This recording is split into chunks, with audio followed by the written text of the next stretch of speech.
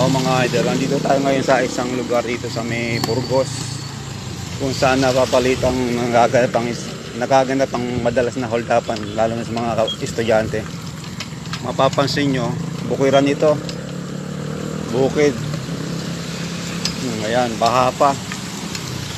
Wala pa ritong gaanong bahayan. Kasang gaanong bahay eh. Papunta itong De La Costa subdivision. Yan, wala siyang ganong bahay. Nung nakaraan ay nabalita ito sa Burgos na may inold up daw ditong dalawang estudyanteng mga riding and tandem mga may pakana. Tapos kasi ito papuntang San Jose. Sa San Jose. Sa tuloy ng San Jose, Tagos to. Kaya maluwag dito, madilim, wala pang ganong tao. May ilaw naman, may mga poste, pero walang kabahayan, walang bahay.